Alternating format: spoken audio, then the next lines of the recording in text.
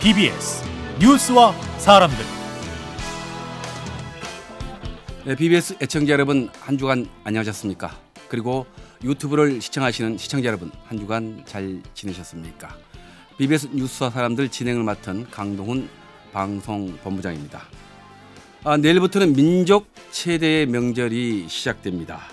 이미 민족의 대이동이 시작됐고 많은 분들이 이미 고향의 품에 안착했으라고 봅니다. 많은 정치인들이 있지만 오늘 모시는 분만큼 설 명절에 잘 어울리는 분도 없다 생각됩니다. 그만큼 애기거리가 많다는 것입니다. 이번 주 BBS 뉴스와 사람들은 설 특집으로 꾸며봤습니다. 방송 기자로 출발해서 국회의원, 통일부 장관, 대통령 후보 등 숱한 정치 역정을 딛고 오늘에 이른 민주평화당 정동영 대표를 이 자리에 모시고 얘기 나누도록 하겠습니다. 설 특집이니만큼 오늘과 내일 두 차례에 걸쳐서 방영할 텐데 우선 전하는 말씀 듣고 다시 오겠습니다. BBS 뉴스 스튜디오에 우리 정동영 민주평화당 대표 나오셨습니다. 안녕하십니까? 예, 어서 오십시오. 반갑습니다. 네. 새해 복 많이 받으세요. 네. 자, 우리 민족의 명절 가운데 설날이 또 이렇게 예. 큰 명절입니다. 서양 사람들은 느끼기 어려운 정서가 그렇죠. 우리한테 있죠. 우리 그 BBS 애청자, 시청자 여러분께 한번 설 덕담 한번 부탁드리겠습니다. 예, 오손도손 사는 게 소소한 행복을 누리는 게 모든 사람의 꿈이잖아요. 네. 근데 이제 뭐 경제가 뭐 어려울 수밖에 없어요. 대내외 환경이. 하지만 그럴수록 서로 돕고 또 서로 기대면서 서로 위로하면서 올 한 해를 잘 견뎠으면 좋겠습니다. 네. 자, 우리 그 정동영 대표님은 우리가 익히 우리 많은 시청자 분들에게 얼굴이 알려주셨고 특히 이제 이 방송 기자실에는 굉장히 그 앵커로서 활약을 하는 것이 우리 그 특히 50대, 60대 분들한테는 굉장히 그 눈에 익은 얼굴인데 최근에 보니까 여러 좀 화제거리 하나가 눈 수술을 하셔가지고 인사를 많이 예, 받습니다. 그래서 그게 어떻게 된 겁니까? 소위 뭐 노무현 대통령 수술이라는 말도 있던데. 예. 뭐죠? 제가 농담 삼아서 그렇게 말합니다. 하도 민주평화당을 잘 몰라서 좀 민주평화당을 좀 널리 알리기 위해서 당 대표가 안경이라도 쓰고 나오면 인기가 좀 올라가지 않겠나. 아무튼 인사는 많이 받았어요. 예. 아마 이제 이 유튜브로도 이제 많이 이제 보여줄 텐데 그래도 많이 이제 붓기가 깔아주셨어요. 예. 네. 다시 이제 얼굴 그 미남 얼굴 아이고. 다시 돌아오길 좀 바라면서. 자, 방금 이제 경제 이야기했습니다. 아무래도 이제 설 이야기하면은 이제 그렇죠. 멀리 흩어졌던 분들이 이제 고향에 모이시고 그다음에 각자의 생각들을 많이 또 이 식사를 하시면서 이야기할 텐데 이 지금 현재 문재인 정부가 하는 뭐 경제적인 뭐 정책을 떠나서 전반적으로 경제가 좀 분위기가 안 좋지 않습니까? 어떻게 보십니까? 예, 한국 경제는 이제 열린 경제죠. 그래서 세계 경제에 영향을 받는데 그럼에도 불구하고 덩치는 세계에서 12번째란 말이에요. 상당히 큰 덩치예요. 뭐 1인당 GDP가 3만 불이면 가령 식구가 3사람이면 9만 불이잖아요. 4사람이면 12만 불이고 12만 불 같으면 1억 4천만 원. 그럼 한 달에 1,000만 원 이상씩 벌어야 되는 거지요. 그럼 뭘 얘기하느냐? 이게 국부와 개인의 삶이 이렇게 떨어져 있는 거지요. 한 사람이 1,000만 원 이상씩 버는 사람이 상위 최고 상위 5분위 그러니까 맨 바닥이 1분위, 2분위, 3분위, 4분위, 5분위인데 2017년과 18년을 비교하면 그 5분위는 900만 원 벌던 사람이 1,000만 원 벌었어요. 그러니까 10% 좀 더 벌었으니까 좋아졌죠. 근데 문제는 이제 1분위 제일 바닥에 거기는 한 달에 2017년 소득이 140만 원 좀 됐는데 130만 원으로 줄었어요. 최저임금보다 훨씬 떨어지는 더 줄었어요. 그리고 그 위에 그러니까 20%에서 40%도 또 줄었어요. 한 5% 줄었어요. 그리고 40%에서 60% 이 가운데 여기는 그냥 똔똔이에요. 그러니까 전체적으로 봐서 우리 국민의 3분의 2 가량이 제자리 걸음이거나 뒷걸음 쳤단 말이죠. 그러니까 내수 경기가 좋을 리가 없고 그러니까 장사하는 분들의 비명이 들리는 거죠. 이제 거기다가 이제 최저임금 인상이다 이런 것들이 이제 부담이 가니까 그래서 정책 설계가 현장과 떨어진 것이 결정적인 문제라고 네. 생각합니다. 방향은 맞지만 네, 네. 그 방향이 제대로 성공하기 위해서는 여러 가지 입체적으로 네. 종합적인 고려 속에서 타이밍과 그리고 정책의 방향들을 잘 조정했어야 되는데 그게 미숙했다고 봅니다. 네. 사실은 그 정책의 가장 중요한 핵심에 있는 그 브레인들이 현실 경제 지표는 주장은 하지만은 실질적으로 밑바닥에서 흐르는 경제 심리는 제대로 이렇게 파악이 안 돼서 된 것 같은 느낌이 들던데. 핵심은 그러니까 사람이거든요. 네. 인사가 그래서 네. 중요합니다. 대한민국 최고냐라고 했을 때 저는 퀘스천 마크가 있습니다. 사람을 쓸 때 정말 내 편 말고 내 캠프 사람 말고 네. 정말 이 분야에서 대한민국의 최고가 누구냐라는 걸 널리 구해야지요. 적진에 있는 사람도 데려다 써야 되는 네. 거거든요. 그런 점에서 이 정부는 좀 아쉬움이 있습니다. 내 사람, 네. 나를 도운 사람, 우리 캠프에 있었던 사람 이걸로 정부를 꾸리고 청와대를 꾸리니까 과연 대한민국의 최고냐라는 거에 대해서는 의문부호가 있는 거예요. 사실은 정동영 대표께서는 한때는 문재인 대통령 후보를 위해서 열심히 선거 운동도 해드렸고 또 그런 기대를 많이 조언도 한 걸로 알고 있는데 청와대 가는 길에 광화문 근처쯤 가면 그런 민초의 목소리가 닫혀버리는 그런 것들이 결국은 보여줬고 예. 이게 이번에 그 어떤 여론조사의 대통령 지지율에도 반영된 것 같은데. 그래서요, 뭐 근본적인 문제입니다만 네. 지금 역대 5년 단임제 대통령이 5년 동안 성공한 분이 없잖아요. 네. 되게 뭐 초반에 높은 그렇죠. 지지율을 70% 유지하다가 유지하다가 40% 20%까지 결국 떨어지는. 뭐 퇴임할 때는 되게 뭐 국민적인 아주 손가락질을 받고 떠나는 그런 격이었는데 이게 어디서 오겠느냐. 결국 우리는 먹고 사는 문제가 제일 중심에 있으니까 이 사람을 뽑으면 예를 들어서 건설회사 회장을 했으니까 건설회사 사장 출신이니까 이 뭐 경제 잘할 거다. 것이다. 그렇게 근데 뽑았죠. 그분 어디가 있습니까? 지금 좀 추운 데 예? 가 계시죠. 그다음에 뭐 박정희 대통령의 딸이니까 이 사람이 대통령이 되면 또 아니잖아요. 또 그리고 촛불로 만든 정부의 대통령이 들어서면 달라질 거다. 또 이것도 아니란 말이에요. 결국은 뭡니까? 아까는 사람이 문제라고 한 거는 참모의 얘기고 결국 이것은 어떤 대통령 한 사람을 뽑아서 먹고 사는 문제가 좋아지기보다는 결국 제도의 문제라고 시스템의 생각합니다. 문제다. 제도의 결함이 있다는 얘기거든요. 네. 결국 정치와 경제는 한 몸이라고 생각합니다. 손바닥과 손등의 관계예요. 그래서 우리가 부러워하는 나라들 보면은 다 정치가 우리보다 윗길입니다. 우리가 좀 한심하게 보는 나라는 다 정치가 우리만 못해요. 근데 과연 지금 대한민국의 대통령제, 대한민국의 국회, 이 정부와 국회를 묶어서 정치권이라고 할 때 이 정치의 수준이 세계 인류라고 할 수 있겠는가? 여기에 문제가 있다고 봅니다. 자, 그 점은 한번 더 나중에 또 질문 한번 드릴 텐데 어찌됐든 이 경제 특히 우리나라 경제가 그렇게 녹록지 않는 상태에서 남북 관계를 이야기하고 남북 정상회담을 하다 보니까 상당히 역사적인 평가를 받는 일임에도 불구하고 일부에서는 냉소적인 표현한 그런 기류도 있습니다. 지금 현재 이제 북미 정상회담이 곧 열릴 것이다라는 이제 이야기가 나오고 있는데 그 여러 가지 이제 기류를 보면은 상당히 분위기는 좋으나 미국의 일부 보수 쪽도 그렇고 우리나라에서도 역시 좀 그러고 있는데 이 북미 2차 북미 정상회담은 어떻게 지금 보고 계십니까? 저는 될 거라고 봅니다. 우여곡절이 있을 수도 있지만 근데 이제 우리는 지금 나고자거든요. 지진화예요. 세계사의 흐름이 서로 증오하고 적대하던 냉전 대결의 시대가 1989년 딱 30년 됐습니다. 베를린 장벽이 무너지고 독일이 통일되고 소련이 붕괴해서 러시아 연방으로 이렇게 바뀌고 또 중국이 시장 경제의 주축으로 등장하고 세계가 변했잖아요. 그런데 그 지난 30년 동안 여전히 우리는 냉전의 섬으로 남아 있었어요. 이 질서가 변하는 거거든요. 이 질서를 변하는데 중요한 플레이어가 세 사람 있는 거죠. 제일 중요한 플레이어는 역시 북한의 김정은 위원장입니다. 그의 전략적 결단이 있는 거고 또 중요한 사람은 트럼프 대통령이에요. 트럼프가 아니면 이 국면이 오기 힘듭니다. 또 문재인 대통령이 중요한 플레이어예요.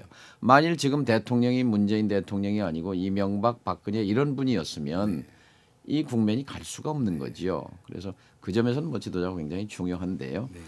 그래서 어쨌든 한반도가 그런 적대와 증오의 시절로부터 이제 한반도 탈냉전으로 이제 분단해서 탈분단의 시대로 접어드는 이 과정에 이제 북미 정상회담이 있는데 중요한 거는 지금 작년 6월 12일 7달 됐죠. 싱가포르 정상회담을 우리 입장에서는 그건 한반도의 평화와 대전환을 위해서 결정적인 계기였는데 미국에서는 그렇게 안 보는 거예요. 미국의 의회 또 미국의 언론 주류 사회 싱크탱크 전문가들은 미국 외교의 참사다. 미국 외교의 실패작이다. 이건 미숙한 트럼프 외교의 말하자면 실패로 보는 거지요. 그러다 보니까 이제 지지부진한 예, 것들이 우리하고는 완전히 네. 지금 이제 시각이 180도 다른 건데요. 바로 거기에 우리 할 일이 있는 거지요. 미국 조야를 상대로 왜 북미 정상회담이 미국 외교의 실패작이냐. 동북아에서의 냉전을 한반도의 냉전 구조를 탈냉전 구도로 바꾸는 역사적인 일이다. 우리에게는 축복이다. 한반도에 살고 있는 사람들에게 이런 메시지를 분명하게 전달하고 각인시켜야 하는 게 우리 또 역할이지요. 네, 사실 그 남북 정상회담에 이은 또 우리가 이산가족이라든지 남북 경협이라든지 그건 우리 일반 국민들부터 아주 그 감성적으로 보고 거기다 접근성이 강한데 북미 회담은 좀 다른 시각으로 우리 국민들이 바라보는 게 있더라고요. 그게 남의 일인 것처럼 마치 북핵 ICBM이죠. 그게 발사대 갖추는 그 발사체가 이게 남한에는 큰 관계가 없다. 뭐 이런 또 비아냥거리는 소리도 있고 하는데 이제 우리는 옛부터 외교를 잘 해야 살아남는 민족이에요. 지난 2000년의 역사 시대를 보면 뭐 크고 작은 게 900번이 넘는 외침을 받았다는 건데요. 이게 이제 지정학. 전 세계 어떤 나라도 정치적으로 1, 2, 3, 4등, 군사적으로 1, 2, 3, 4등, 경제적으로 1, 2, 3 당하는 초강대국 미국, 중국, 러시아, 일본의 동서남북으로 둘러싸여 있는 나라는 없어요. 한반도예요. 그것이 오늘의 분단 구조고 그 거슬러 가면은 전쟁이고 식민지고 이런 불행한 역사였잖아요. 이제 이 지정학을 지경학으로 바꾸는 것이 우리의 과제인 거죠. 즉 미중 일로로 둘러싸인 이것을 이 미중 일로를 시장으로 바꾸는 거지요. 공동 번영과 이익의 판으로 바꿔내는 것이 그 길로 가기 위해서 지금 냉전 구조를 뜯어내기 위한 북미 정상회담이 있는 거고 작년 올해만 해도 벌써 북중 정상회담이 4차례 북미가 지금 두 번째 지금 예정되고 6번 또 남북 정상회담이 3번 뭐 9번 뭐 이렇게 되잖아요. 이 한반도를 중심으로 그래서 올해 2019년이 70년 묵은 이 낡은 증오 체제, 적대 체제를 바꿔내는 저는 원년으로 만들어야 합니다. 그냥 오지는 않습니다. 근데 이제 아쉬운 거는 국론이 하나가 돼야 되는데 이것을 지금 묶어내지 못하고 있는 게 안타깝죠. 이게 사실은 대통령의 할 일이 국민 통합 일이거든요. 국론을 하나로 묶는 노력을 해야 되는데 그 점에서는 아쉬운 게 있어요. 왜냐하면 자유한국당도 부지런히 만나야 합니다. 근데 심지어 민주평화당조차 안 만나니 우리도 야당 아닙니까? 과거에 김대중 대통령은 자주 만나야죠. 설명하고 또 만들고 여야를 막론하고 다 만나고 설명을 하고 그랬는데 저 오바마 대통령 같은 경우에 특히 취임하고 100일 동안 뭐 몇 명을 만났. 아침, 점심, 저녁 계속 의원들을 만나고 레이건이군요. 레이건이 취임 100일 만에 뭐 의원을 400명 만났다, 뭐 300만 만났다 그러는데 저는 문 대통령이 그런 건 좀 본받아야 된다고 생각해요. 이번 이제 비서실장 노영민 실장으로 좀 바뀌었으니까 좀 그런 부분도 조금 변화되지 않을까요? 그러니까 대통령이 혼자 밥 먹는다는 소리가 저 뭐 언론에 나오고 있는데 그거는 안타까운 일이에요. 대통령이 야당과 또는 반대자와 만나는 것이 곧 국민 통합하는 그렇습니다. 일이거든요. 그게 정치고요. 돌아가신 저 김수환 추기경께서 이런 말씀하신 적이 있어요. 그 김대중 대통령 취임 날이었는데요. 10시에 취임식이 시작하는데 이분이 8시에 오신 거예요, 네. 국회에. 근데 제가 그때 대변인 하고 있었는데 저도 그 자리에 있었습니다. 네. 왜 이렇게 일찍 오셨어요? 했더니 8시까지 2시간 전에 도착하라고 네. 안내창이 왔기 네. 때문에. 근데 사실 VIP 추기경 같은 분은 한 15분 전에 10분 전에 오시면 되는데 2시간 전에 오셨어요. 그래서 이제 그 귀빈 식당에 모셔서 제가 1시간 반을 이렇게 이 담소할 아주 좋은 시간을 가졌는데 그때 하신 말씀이 뭐냐면요. 김수환 추기경 말씀이 내가 박정희 대통령부터 박정희, 전두환, 노태우, 김영삼 역대 대통령을 내가 다 만나서 밥도 먹고 대화해봤는데 내가 추기경인데 대통령한테 뭐 거리낄 게 아무것도 없다. 그런데 추기경인 나도 대통령 앞에서는 말을 조심하게 되더라. 네. 듣기 싫은 소리를 하기가 어렵더라. 네. 심지어 추기경인 내가 그럴진데 참모나 옆에 있는 사람들 못할 거다. 네. 김대중 대통령이 모처럼 이제 평화적 정권 교체를 했는데 성공하려면 반드시 쓴소리하는 참모를 중용하라고 네. 내 얘기라고 꼭 좀 전해달라 이런 말씀을 하셨어요. 네. 그래서 내가 김대중 당선자 대통령께 그 말씀 그대로 내가 전해드렸어요. 그런데 권력자일수록 듣기 싫은 소리 뭐 듣기 싫죠. 그리고 그 쓴소리 하는 사람이 누가 있겠습니까? 그러나 쓴소리를 듣는 사람이 정관종이요, 당태종, 뭐 중국의 최고의 네, 명군주 권력자고. 정관종의 핵심이 그거예요. 어? 네. 왜 경들은 쓴소리를 하지 않는가? 네. 어? 그게 최고의 지도자의 덕목이에요. 사실 그 대표님께서는 지금 당 대표도 하시지만 통일부 장관도 하시고 심지어는 대통령 후보까지 하셨는데 주변에 또 참모들이 쓴소리 할 때 어떻게 듣기 싫죠. 그러나 네. 그걸 뭐 꿀꺽 삼켜야죠. 네. 정치인에게 중요한 덕목은 삼키는 데 있다고 네. 생각합니다. 자, 그러면 그 이제 북미 정상회담의 이제 결과야 이제 곧 나오겠지만 이제 열려봐야 알 것이고 또 뭐 기대만큼 안 될 것이라 하는데 어쨌든 트럼프 대통령은 언론을 통해서 좋은 진전의 기대가 될 것이다. 그다음에 스웨덴에 모였던 한미일 이들도 좋은 결과물을 낼 것이라고 이제 바라는 보고 있는데 그렇다고 해도 우리가 이제 현재 좀 차근차근 진행되고 있는 남북 경협 문제라든지 또 남북 간의 그 군사 문제라든지 이런 부분은 어떻게 지금 김정은 위원장 체제에서는 잘 진행될 거라고 보십니까? 이익이 있어요. 네. 말하자면 김정은 위원장이 저런 결단을 한 것은 네. 자신의 이익이 있기 때문에 그래요. 이익이 있다는 건 뭐냐? 이제 좀 우리도 잘 살아봐야 되겠다 이거예요. 생존 단계는 넘어섰다 이거예요. 왜냐? 핵을 개발했다. 어? 그리고 그 제재 속에서도 살아남았다. 네. 생존은 확보했는데 이제 생존이 목표가 아니라 좀 더 잘 살아보고 싶다. 번영이 목표로 바뀐 거지요. 그래서 이제 인민들한테 이렇게 말했잖아요. 사회주의 부귀 영화를 누리게 해주겠습니다. 더 이상 인민의 허리띠를 졸라매게 하지 않겠습니다. 어? 경제 강국을 만들겠습니다. 이게 지금 대내적인 약속이지요. 그가 가고자 하는 길이고 또 이제 벤치마킹할 수 있는 모델이 있단 말이에요. 중국과 베트남인데 베트남이 더 가까워요. 왜냐하면 이 시장 경제인데 국가 통제가 더 강한 게 베트남이란 말이죠. 정치는 공산당이 독재하면서 경제 성장하고 인민들의 생활이 나아지는 걸 보니까 정치는 김정은 체제가 하되 시장 경제를 도입해서 이렇게 갈 수 있다 하는 그 모델을 보고 또 남한을 보면은 눈이 휘둥그레지지 않겠습니까? 남한처럼 우리가 조건들이 훨씬 나으니까 우리가 뭐 남한처럼 못 살 것도 없다. 뭐 이런 생각. 문제는 뭐냐? 북한과 세계 최강국인 미국이 적이란 말이죠. 원수란 말이죠. 이 속에서는 뭐 돈을 꿀 수도 없고 빌릴 수도 없고 국제사회에 참여할 수도 없잖아요. 그러니까 이 문제를 해결하지 않으면 그러니까 북한의 필요 조건은 분명히 있어요. 근데 이제 미국의 입장은 좀 달라요. 미국은 지난 70년 동안 이 북한과 적대 관계 속에서 자신들의 국익을 관철해 왔거든요. 미국 입장에서. 근데 이 적대 관계를 평화 관계로 바꿨을 때 그러면 미국의 이익은 뭐냐? 여기 헷갈리는 거예요.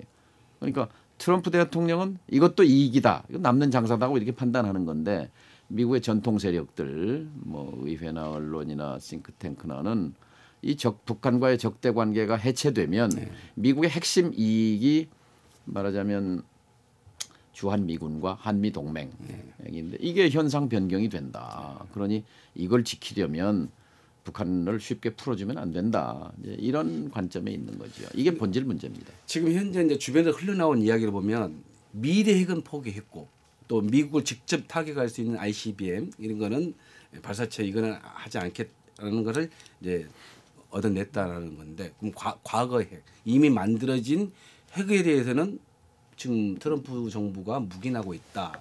그리고 기본적으로 미국이 일부에서는 북한을 핵 보유국으로 사실상 인정한 셈이다. 이런 지적을 내고 있습니다. 뭐 전문가들이 뭐 미래 핵, 과거 핵, 네. 현재 핵 복잡하게 얘기하는데요. 네. 사실은 지금 지난번에 9월 평양 합의에서 네. 김정은 위원장이 이제 뭐 9월 합의에 나와 있잖아요. 네. 동창리 미사일 엔진 시험장하고 미사일 발사대 중요한 건 참관 네. 밖에서 와서 보고 영구 폐기하겠다. 네. 할 의사가 있다. 또 영변 핵시설 상응 조치가 취해진다면 제재 해제를 해준다면 이거 폐기하겠다. 그런데요. 이 영변에는 한 300개 핵시설이 있어요. 무슨 뭐 방사화학실, 뭐 무슨 연구소, 뭐 우라늄, 뭐 농축시설 등등. 그것을 폐기하면요, 북한 핵 능력의 80%가 폐기되는 겁니다. 그럼 불능화되는 거지요. 그 미래 개발한- 핵이고 과거 예. 핵이고 현재 핵이고 이렇게 따질 게 아니라 영변 단지 전체가 폐기된다면 그건 북핵 폐기로 보는 게 맞아요. 그리고 싱가포르 정상회담 이후에 트럼프 대통령이 북핵 능력이 20% 폐기되면 그건 비핵화 단계로 본다. 이렇게도 뭐 얘기를 전문가가 뭐 써준 거겠죠. 그렇듯이 저는 결국 역지사지 해보면 되는 거거든요. 역지사지. 그래서 우리의 역할은 지금 이제 이번에 스웨덴에서도 북미 그 비건 최선희 만남인데 우리 이도훈 본부장이 이제 갔잖아요. 네. 그럼 굉장히 좋은 신호지요. 왜냐하면 이제 물건을 사고 파는데 신용이 없어. 저 사람이 저 가짜 물건 아닌가? 진짜 저거 돈이 있긴 있나? 뭐 서로 뭐 내가 받을 거에 대한 의심이 있단 말이죠. 그때 뭐가 필요합니까? 중개인이 필요한 거예요. 중개인도 필요하고 공인중개사가 어떤 때는 필요해요. 거고. 예. 집을 사고 팔 때 중개사가 있잖아요. 네. 북한과 미국 사이에서 우리가 중개사 역할을 하는 거지요. 자, 나를 믿고 나를 보고 좀 주시오. 제재 완화를 좀 주면 내가 설득해가지고 핵을 받아주겠소. 네. 또 북한에 대해서는 핵을 내놔라. 미사일 내놔라. 그럼 제재 완화를 받아주겠다. 개성공단도 뭐 하면 될 거 아니냐. 이렇게 양쪽에 할 얘기가 있잖아요. 그 점에서는 좋은 신호죠. 스웨덴에서 셋이 만난 거.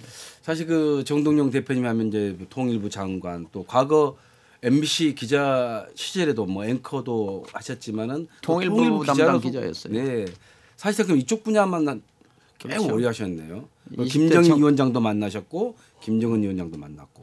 20대 청년 시절부터 이 문제는 제 나름대로 소명 의식을 가지고 들여다봤고 뭔가 역할을 해야 되겠다는 생각을 가지고 정치를 해봤습니다. 아무튼 이 북미 회담이 잘 이루어지고 그게 또 우리 남북 관계에 좋은 영향이 미쳐서 우리 시장에도 좀 많은 좋은 그 영향이 왔으면 좋겠습니다. 끝으로 이 말씀 드릴게요. 지금 두 가지 보고서가 있어요. 하나는 OECD 파리 사무국에서 몇 년 전에 내놓은 보고서인데요. 한국 경제는 끝났다. 2030년부터 2020년대 후반부터 잠재 성장력 제로로 간다. 지금 2.67%인데 제로까지 내려가는 제로. 거예요. 그러니까 잠재 성장력이라는 건 인플레 없이 그러니까 세 가지 요소예요. 노동력 줄어들지 않냐. 출산율 0.96인데 일도 안 되는 세계 최저인데 그거 어떻게 극복 단시간에 안 되잖아요. 그다음에 생산성. 뭐 한국의 생산성이라는 게 뭐 일본이나 미국, 유럽에 비해서 낮지요. 생산성 낮지요. 그다음에 투자. 돈은 있을지 모르지만 뭐 투자해서 돈 벌 데가 별로 없잖아요. 그래서 결국은 이제 한국은 이제 끝났다. 이런 암울한 보고서가 있는가 하면 미국의 그 월스트리트의 유수한 금융기관들이 뭐라고 그랬냐면 한국이 최초로 자본주의 발달 사회에서 예외 국가가 될 수 있다. 네. 그러니까 일반적인 모형은 네. 산업화 초기에는 고성장을 하다가 네. 고도성장, 어느 정도 가면 중성장. 지금 이제 중국이 6%대 중성장으로 네. 이제 내려가니까 들어갔죠, 세계 지금. 경제가 네. 몸살인데요. 그리고 이제 성숙한 단계가 되면 저성장, 1% 2% 성장으로 간다. 근데 이제 그 패턴에 따르면 우리도 저성장이 당연한 건데 그 미국의 금융기관들이 한국은 예외적으로 이 1, 2%, 2, 3% 단계에서 다시 10% 성장으로 올라갈 가능성이 있다. 그게 뭐냐? 남북 자유왕래입니다. 전제가. 사람, 돈, 물자 이 세 가지가 자유롭게 이동하는 단계가 되면 한국 경제는 예외적으로 고도 성장으로 다시 뛰어 올라간다. 결국은 남북이 어떤 화해와 통일이 협력을 아니라 위한, 네. 통일은 나중 얘기고 아니고. 자유왕래 이 네 글자가 중요한 겁니다. 자유왕래. 지금 자유왕래 못 하잖아요. 예. 사람도. 그럼 물자가 자유롭게 여기서 저 서울역에서 뭐 남북 물건 철도로 실으면 해가지고 저 싣고, 예. 압록강 건너 만주로 시베리아로 사람과 돈과 물자가 자유롭게 북한과 저 만주와 시베리아 유럽을 오고 가게 되면 엄청난 기회가 열리는 거지요. 그 기회를 타고 한국 경제가 상승하고 그래서 2030년대 40년대 되면서 한국이 영국, 프랑스, 독일을 차례차례 추월하고 일본마저도 따돌린다.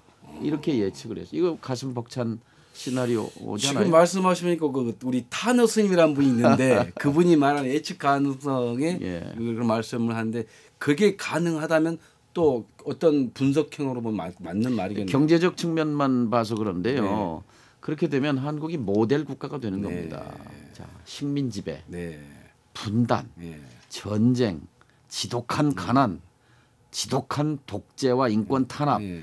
이런 걸 딛고 민주주의를 성숙한 민주주의를 이룩했고 스스로 맨주먹으로 피 흘려서 그리고 맨주먹으로 자원도 없는데 이 경제를 이렇게 건설한 이 세계적인 모범 국가 모델 국가죠. 이걸로 IMF도 초기다 그러니까 동아시아에서 일본 모델은 세계적인 보편 모델이 될 수가 없어요. 일본 모델은 뭐 저 제국주의 시대 사과도 안 하는데 어떻게 이게 세계 모델이 됩니까? 또 세계적으로도 경제 동물이라는 칭호는 받았지만 중국은 공산당 일당 독재하는 그 시스템을 전 세계에다가 보급할 수 있나요? 안 되죠. 그러나 우리가 정말 피땀 흘려 이룩한 이 민주주의와 경제 건설의 모델 그리고 이 평화적 통일 과정의 모델은 아마 이 인류 역사에 정말 기념비적인 게 되는 거죠.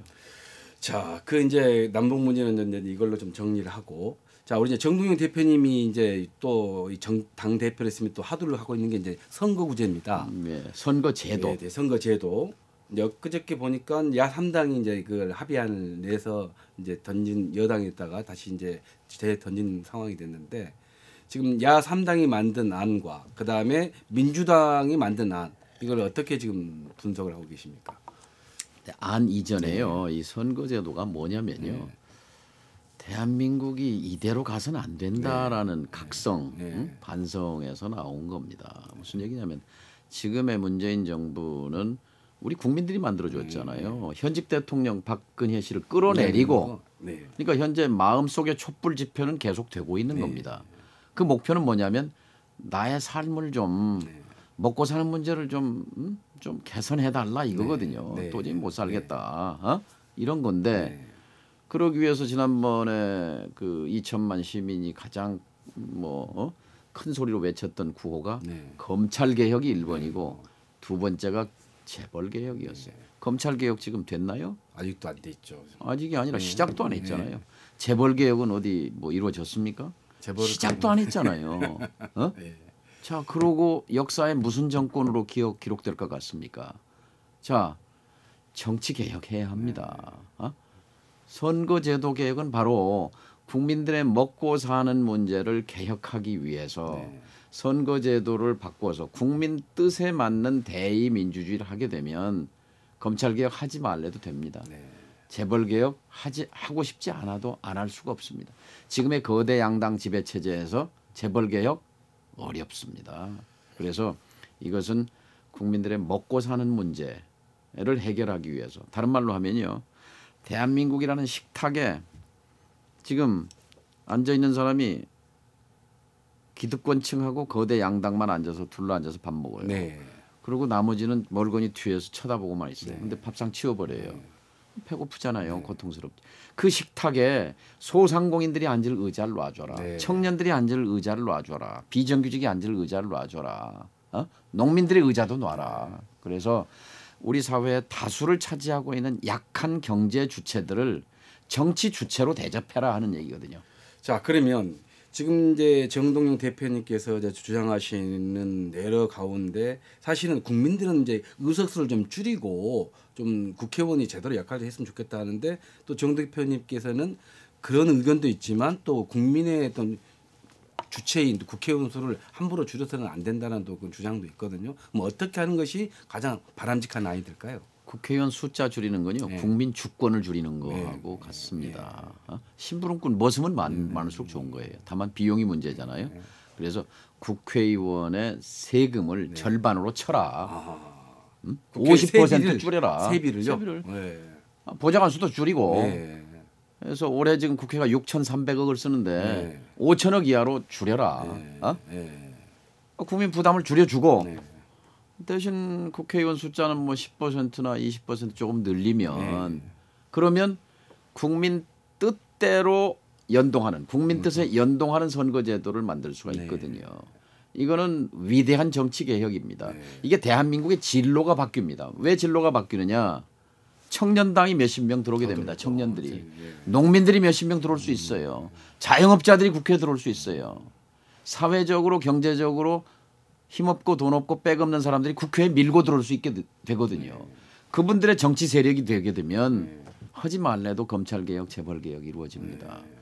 그런 나라들이 대개 어디로 갔느냐면요. 복지국가의 길로 갔습니다. 저 이제 북유럽 이쪽 그렇죠. 계통이죠. 네덜란드 같은 나라. 네덜란드는요. 우리보다 인구가 3분의 1, 1,600만쯤 되니까 국토도 3분의 1. 근데 작년에 수출을 얼마 했냐면 우리가 6천억 불에서 뭐 세계 몇 등이라 그랬는데 9천억 불이에요. 9천억 불. 덴마크, 네덜란드. 네덜란드가. 오. 자 그런 정치 나라들이 개혁을 뭐가 다르냐? 이뤄서, 정치가 달라요. 예? 덴마크 세계 행복도 1등이잖아요. 그렇습니다. 왜 그럴까? 거기 뭐 땅이 있습니까? 뭐 아주 악조건이죠. 정치가 우리보다 다른 거예요. 다른 게 아니라 말하자면 이 사회적 경제적 약자들도 다 정치 주체로 참여하는 거예요. 그런데 지금 대한민국의 이 대의민주기관인 국회는요. 기득권 집단이에요. 저를 포함해서. 이거를 바꾸는 것이 혁명적인 정치 개혁입니다. 이거는요. 무슨 민주평화당이나 소수 야당들이 뭐 의석 몇 개 갖자는 게 아니라 대한민국 체제를 30년 전에 대통령 뽑는 제도를 체육관에서 직접 선거로 바꿨더니 정치 사회적 민주화가 됐듯이 이제 경제 민주화를 위해서요. 국회의원 뽑는 제도를 지금의 기득권 양당 제도로부터 약자들도 국회에 진출할 수 있도록 열어주자는 겁니다. 그게 이제 진정한 우리 정치 개혁을 완수하는 하나의 출발점이 그렇죠. 된다 그렇게 보는 거죠. 그래서 문재인 대통령이 적어도 대통령으로 뽑아줄 때는 87년 체제, 그때 전두환 끌어내리고 어쨌든 이제 직선제, 그걸 87 체제라고 하잖아요. 내년이 선거인데 2020 체제, 국회의원 뽑는 제도가 새로워진 체제라고 이름을 바뀔 만한 그런 정치 개혁을 해야 성공할 수 있고 역사에 남을 수 있습니다. 예, 자 오늘 설 특집으로 지금 보내드리고 있는데 정동영 민주평화당 대표와 함께하고 있습니다. 오늘 첫날은 그 정 대표님과 함께 이제 북핵 문제도 이야기했고 남북 관계 정치적 현안들을 이제 나눠봤습니다. 내일 이 시간에는 이제 설 전날이고 하니까 우리 인간 정동영 어떤 분인가 이걸 갖고 먼저 말씀을 나누도록 하겠습니다. 자 내일 이렇게 갔나요? 내일 이 자리 또 이 시간에 다시 한번 뵙도록 하겠습니다. 예, 감사합니다.